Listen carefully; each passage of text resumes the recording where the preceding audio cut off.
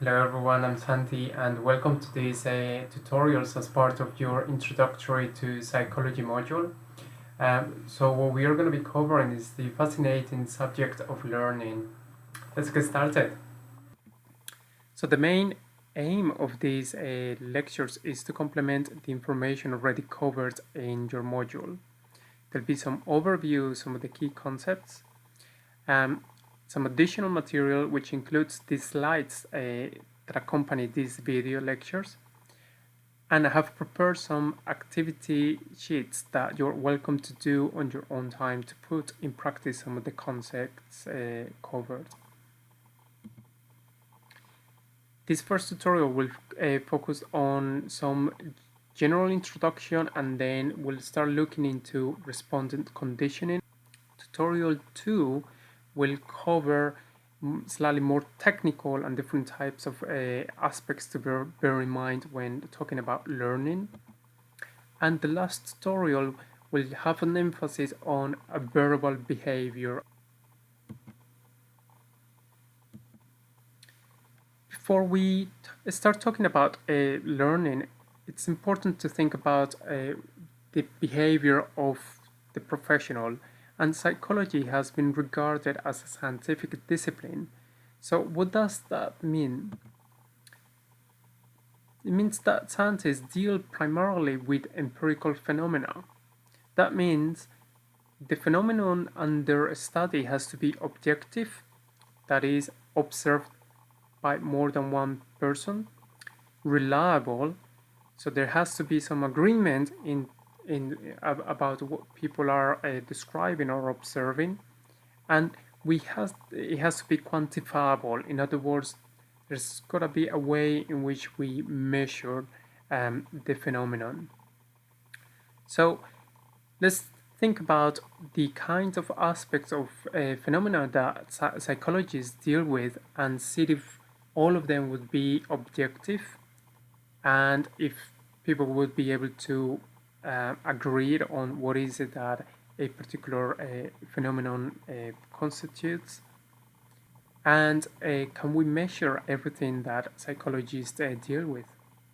Scientists also attempt to find orderly relationships between events and use these as explanations. Traditionally, this is known as variables. So IV is short for independent variable, which is usually an aspect of the phenomenon under study or the environment that the scientists can control and manipulate to observe any changes in the phenomenon under observation, or the dependent variable, technically speaking. Scientists attempt to predict, control, and understand their subject matter. So these concepts are related to each other. Presumably, if one understands a particular subject matter, we should be able to control it and therefore to predict its outcome. Here's a quote by B.F. Skinner, famous psychologist, alluding to the advantage of being able to understand a subject matter, say if we want to be able to intervene as in clinical practice when we want to treat a particular problem behavior. Scientists assume that what they are studying is orderly and deterministic. And so if the subject matter of psychology is human behavior, we need to be comfortable conceiving it as something that it obeys certain laws. And this can be a little bit controversial for mainstream psychology and a common culture in which there's always individuals have always been ascribed a sort of like free will. And the important thing here is that if we assume that human behavior is random and doesn't obey certain laws, there wouldn't be any point in actually applying the scientific method, because we would not be able to understand it or predict it. So there wouldn't be any reason in trying to come up with treatments, because we would not be able to predict if those treatments are actually going to be effective or not. which in itself it implies a sort of prediction. And scientists make claims that are tentative and testable. So we need to be able to corroborate our notions we traditionally call hypotheses. Learning is nothing else other than behavior or behaving. So try to think about what is it that we mean by the word stimulus. And here's a definition. And a stimulus is any physical event, combination of events, or relation among events. We are not just simply talking about a particular object in the environment, but sometimes also about the relation between those events. That in itself can be a stimulus. Now, when we talk about stimulus in a functional way, an event is not a stimulus unless it exerts control over behavior. Now, in other words, a stimulus has to stimulate an organism. And how do we determine if a particular event is stimulating an organism? Is by observing whether there is any response to it or any changes in it. So these tutorials are about learning. And what do we mean by learning? And a textbook definition goes as a relatively permanent change in the relationships between behavior and environmental stimuli due to certain types of experience.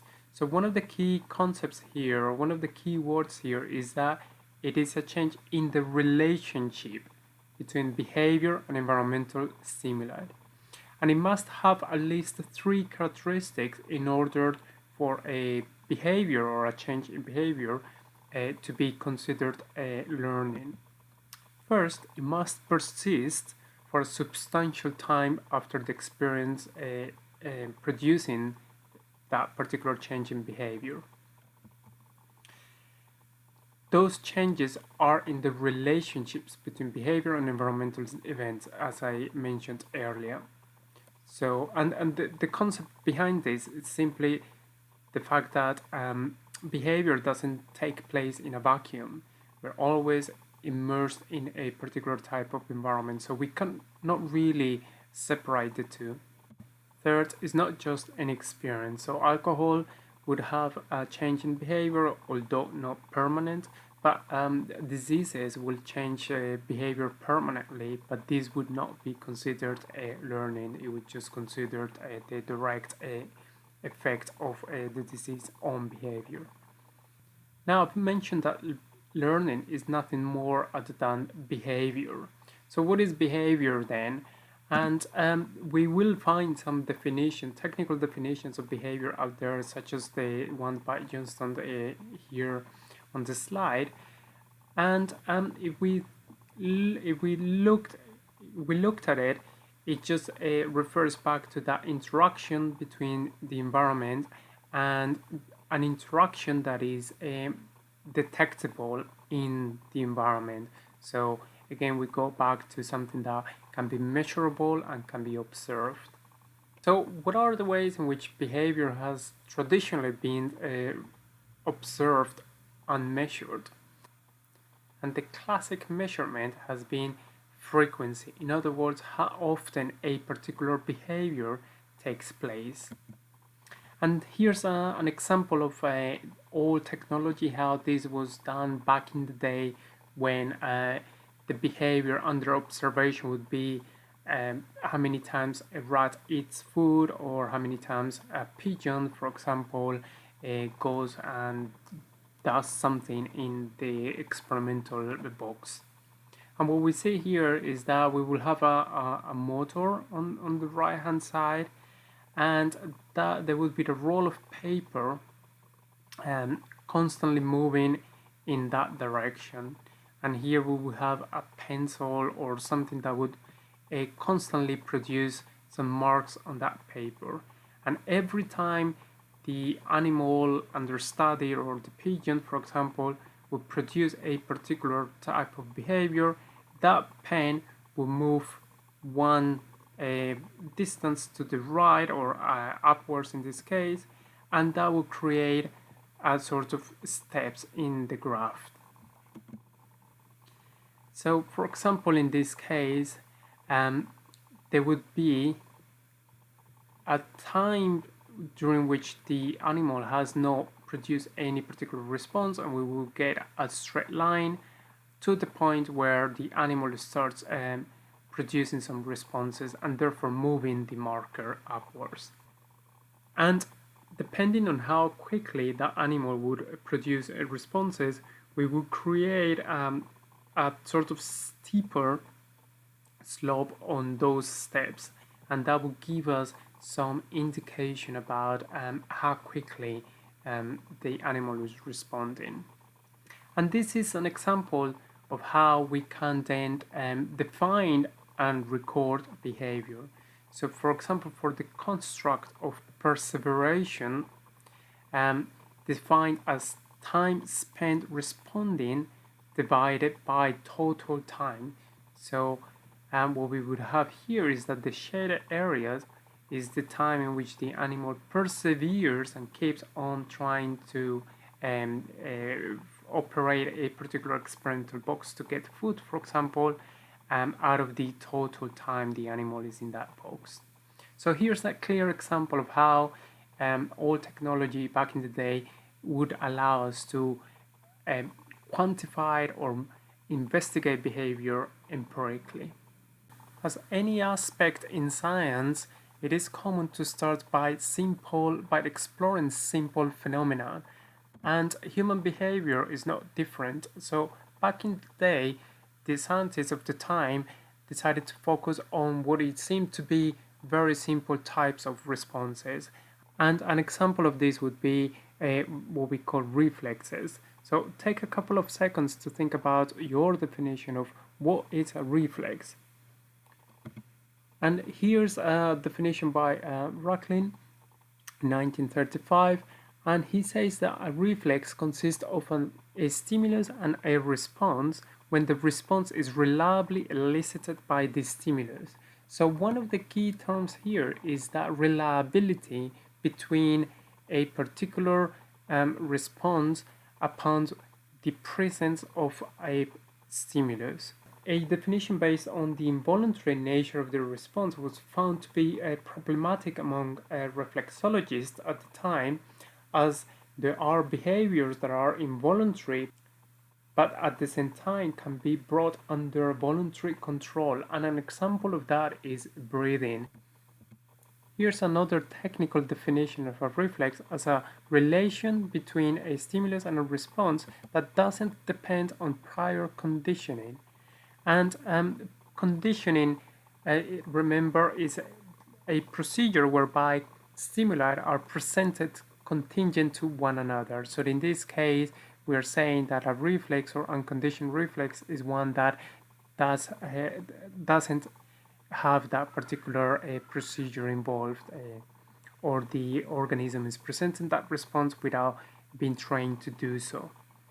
The counterpart is conditioned responses or conditioned reflexes, which is produced as the result of that contingent pairing of stimuli. And finally, a more descriptive definition of a reflex would be a stimulus-response relation consistent of an antecedent stimulus and the respondent behavior it elicits. An example of this would be the patellar knee jerk reflex, which happens when we stimulate the patellar tendon in the knee. Some of us might have experienced that when we go to the GP for a general check. Another example, of course, is sneezing whenever a particle or an alien body gets into our nostrils or our airways, and sneezing is the natural way in which our body gets rid of it. You are walking home past a bakery and get a whiff of fresh hot apple pie. You start to salivate and you are reminded of how hungry you are.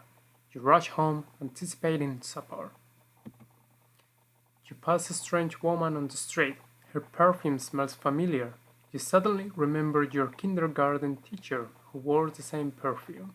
You remember her fondly, or perhaps not so fondly.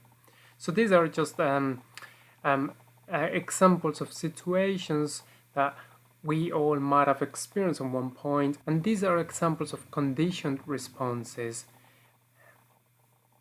The person in the picture is the famous Russian physiologist Ivan Petrovich Pavlov. He won the Nobel Prize for Physiology and Medicine in 1904 for his groundbreaking research on digestive secretions. Now, Pavlov had initially set out to investigate the physiology of secretions of various fluids within the mouth and stomach of animals, especially dogs. He implanted tubes, or catheters, leading from various points along the dog's digestive tracts out through the skin. Part of the secretion of these fluids in the digestive tracts of the dogs would pass into these tubes and was collected to be measured later. However, during the course of his research, Pavlov was annoyed by a phenomenon that he was observing, and is that as dogs became familiar with the experimental situation, they would often begin to salivate and secrete stomach acids as soon as Pavlov walked into the room.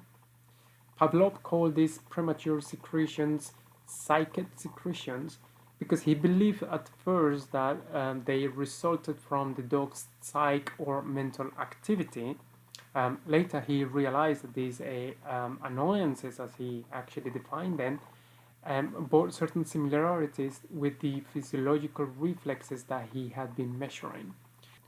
So he turned to systematically investigate that particular phenomenon.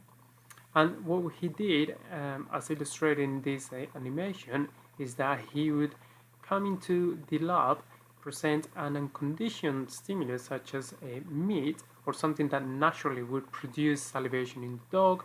He would collect that saliva, and he would do this over and over, thereby pairing the presence of meat with his own presence until the point where the mere presence of himself in the lab would produce some sort of salivation.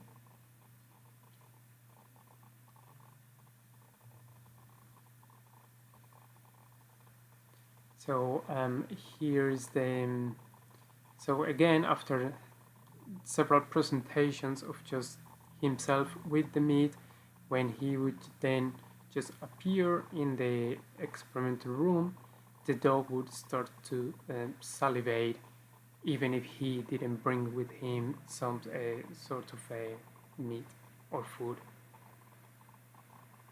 Now, I've decided to include some original footage from Pavlov's conditioning experiments, but if you are sensitive to explicit video content, please skip through to the next slide.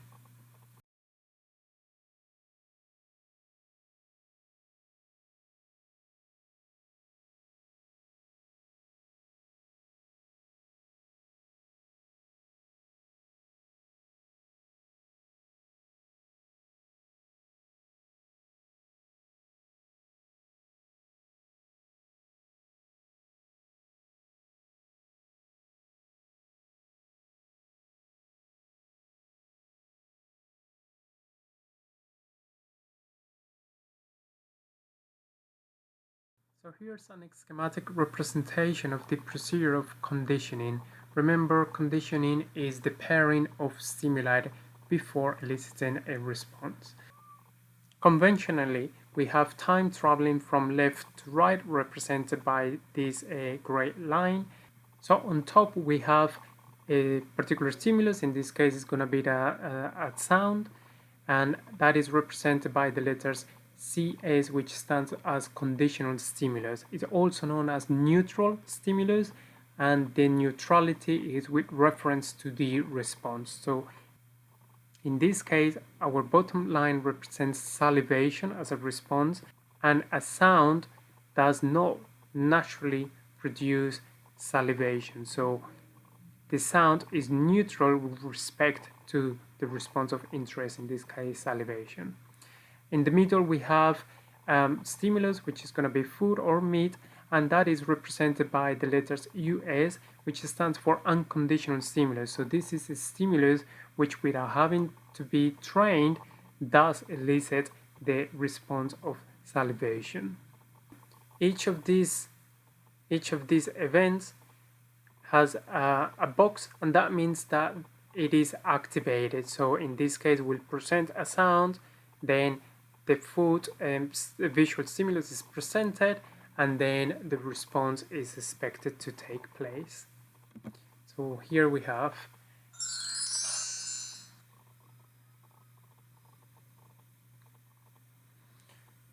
once again, so we have first the auditory stimulus, then the visual stimulus, and then the response to salivation that the visual stimulus elicits in this case.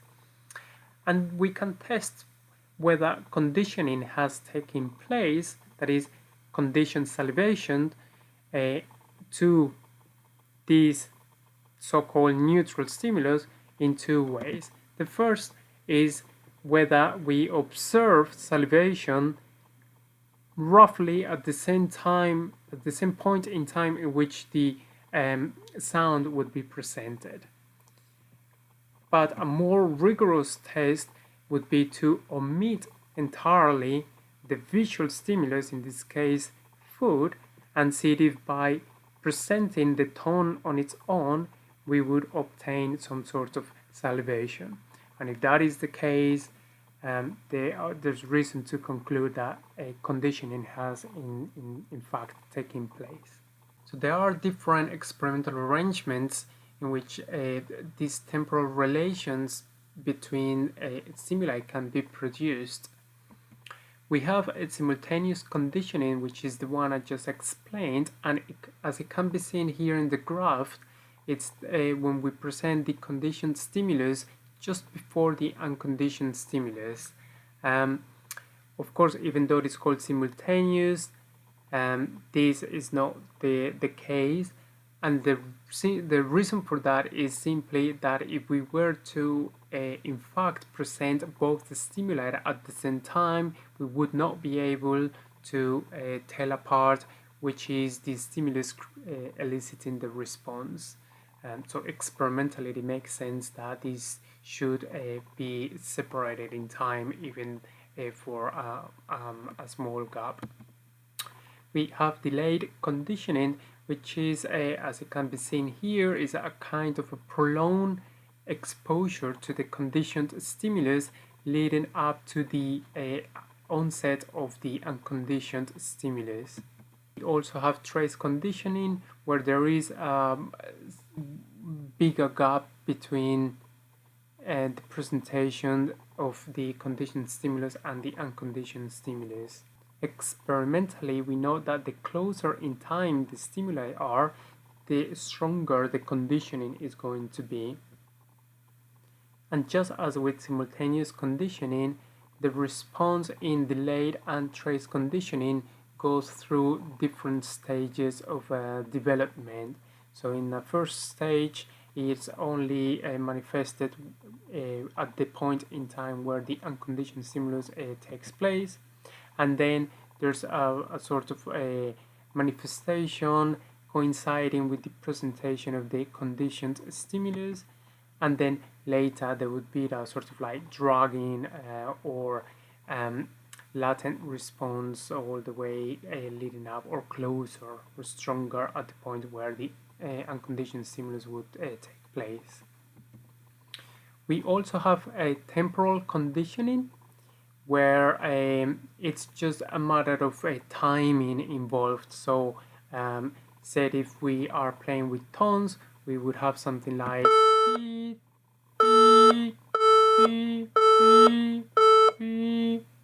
and if we have that feeling that then we anticipate the next tone coming up, is because we have been conditioned by the timing of it. We also have an inverted sort of procedure called backwards conditioning, and as it can be seen here, we present first the unconditioned stimulus and then the conditioned stimulus. Now, we know experimentally that this sort of procedure doesn't really generate a very strong conditioning response. We also have sensory preconditioning, which consists of 3 stages. In stage 1, we would present 2 neutral stimuli, such as a buzzer and a tone. In stage 2, we would present the tone that we presented in stage 1, and that we would pair it with an unconditioned stimulus. So in this case, an electric shock which would, without having to train it, would elicit a withdrawal response. And then later on stage 3, we will present not that tone that was paired with the shock, but this buzzer or conditioned stimulus that was paired in stage 1 with the other neutral stimulus such as the tone. And then the question is, would we observe a withdrawal response by presenting conditioned stimulus 1?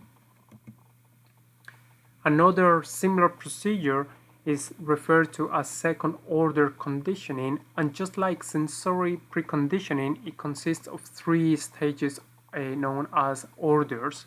So in the first order, we would have a pairing of a conditioned stimulus such as a tone paired with the unconditioned stimulus or paired with the shock. On the second order then stage, we will present the tone that was paired with the shock, but we would pair that with another neutral stimuli. And on the third stage, then we will present the buzzer, and the question is, are we gonna get the withdrawal response? So that we compared second order conditioning with sensory conditioning. In second order conditioning, basically what we are is inverting the order of the stage 1 and stage 2. The pairing of a neutral stimuli with the shock is taking place first, and then the pairing of both of the neutral stimuli is taking place in between.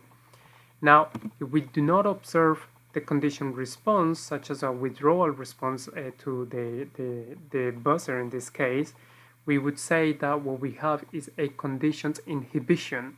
And the rationale behind that is that the learning that is taking place in that second order or second phase somehow has inhibited the conditioning that takes place in the first order. And finally, we have differential conditioning, which is a procedure whereby we want to differentiate or dissociate one stimuli from the other one. So for example, we have food here, and we want to pair it with this stimulus represented by conditioned stimulus plus. So that is the one we do want to condition. And then after this, we would present a stimulus that we do not want to be associated with the unconditioned stimulus. So we will present it later in time, and that therefore it is represented with a minus. In other words, that's the stimulus that we want to take out of this conditioning equation, so to speak. So now that we have covered the procedure of classical conditioning, we can look at the phenomenon of response generalization. And generalization is the process through which a new behavior is acquired. So here we have a rat, and this stimulus generates a response in an infant of curiosity and maybe approach. On the other hand, if we present, say, a startling noise caused by a balloon bursting, that startling noise would generate a response of crying, an untrained or unconditioned response of crying in the infant. As we have already seen, if we pair these two stimuli repeatedly, what we would be doing is conditioning or transferring that crying response from the balloon to the presence of the rat. Now, what we observed in the lab is that if we present a stimulus, such as a guinea pig in this case, that shares physical similarity to the conditioned stimulus or the rat, what we would see is that the infant would also respond in a similar way to it. That is, it would cry in the presence of the guinea pig, even though the guinea pig has never been paired to the startling noise of the balloon popping. We also observe that if we present stimuli that share some similarity along the physical dimension, we might observe also some crying. The more dissimilar the stimuli it is, the weaker that response would be. So the weaker the crying would be, to the point that if we present an animal or stimulus that is very different in compared to the conditioned stimulus, so a reptile that does not have any fur, for example, we would observe a natural curiosity or approach response to that animal instead of crying. So take a couple of seconds to think about how we could reverse this conditioned response based on what you've learned from your lectures as well as some of the procedures covered in this tutorial. And the answer to that question would be to break the pairing or the association between the conditioned stimulus and the unconditioned stimulus. So in other words, one procedure would be to present repeatedly the conditioned stimulus on its own over and over and over, and over time that conditioned stimulus would lose the ability to elicit the conditioned response, so long as it is never paired with the unconditioned stimulus again. So the rat is never paired with a startling noise. This example is actually based on an experiment conducted by John B. Watson back in the 1920s. Watson believed that all behavior was learned as opposed to being innate. So he had many babies brought to the university and conducted a series of experiments that consisted of providing a sort of stimulation and see how babies would react naturally. One case became known as the case of little Albert, a particular baby who was conditioned to fear furry animals.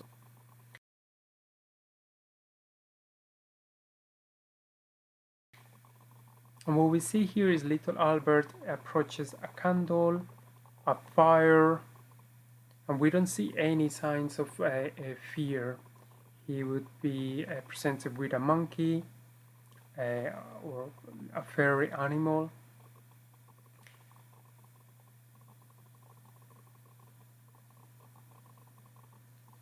A dog. And again, we don't see any signs of fear from little Albert making contact with the dog.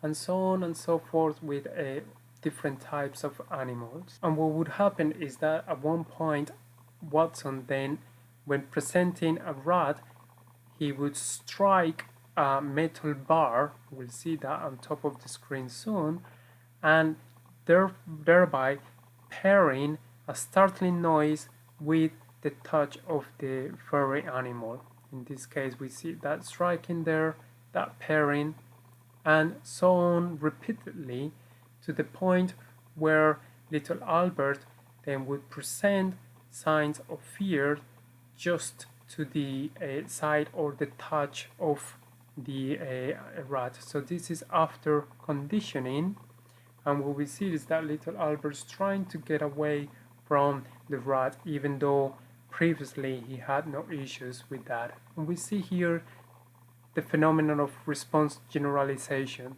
Little Albert is no longer feeling comfortable with any animal or any fur. In fact, in this case, little Albert is presented with a fabric that resembles hair or fur, and he also puts a mask with some white hair, and we see the phenomenon of response generalization. So how does this apply to language? Well, the process of learning a language involves several instances of parent stimuli of different types. The relationship, for example, between the subject and the predicate of a sentence is a relationship between events in the environment, between sounds we hear or figures we see on a paper. Learning about grammar does fall under the rubric of classical conditioning. However, as we will see later, the relationship between saying, please pass the salt, and actually getting the salt is between behavior and the environment, in this case social, technically referred to as instrumental conditioning.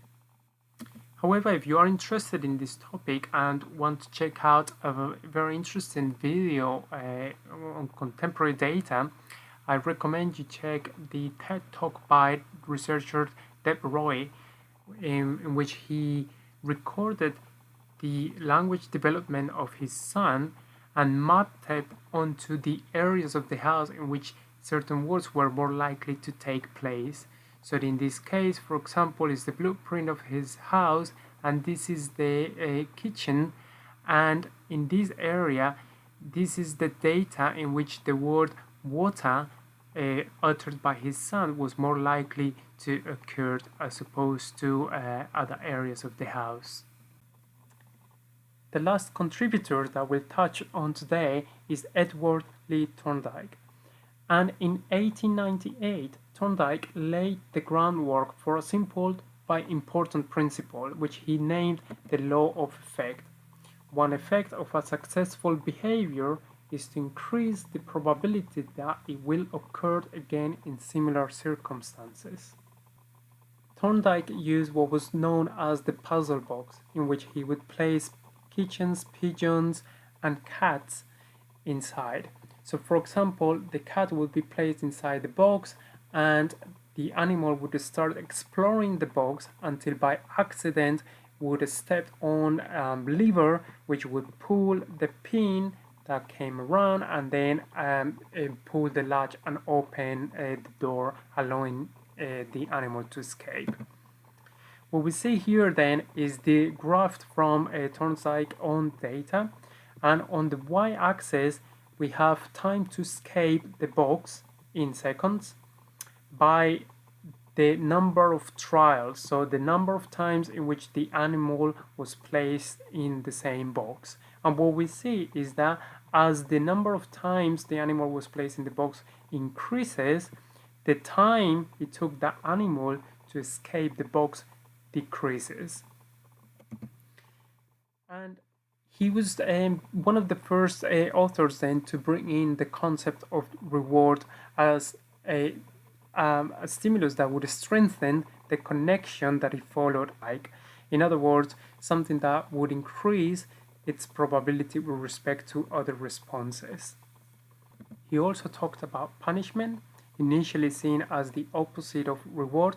In other words, a relationship between events that will weaken connections, but he abandoned these definitions later on. To summarize then, Pavlov's contribution was that we learn responses as the result of relations between antecedent stimuli in the environment. This was also known as SR psychology, for stimulus response psychology. Thorndike's contribution was that we learn responses as the result of relations between behaviors and their effect in their environment, also known as the law of effect. While Thorndike agreed with Pavlov that behavior depended on specific stimulus-response connections, he explained the connections differently.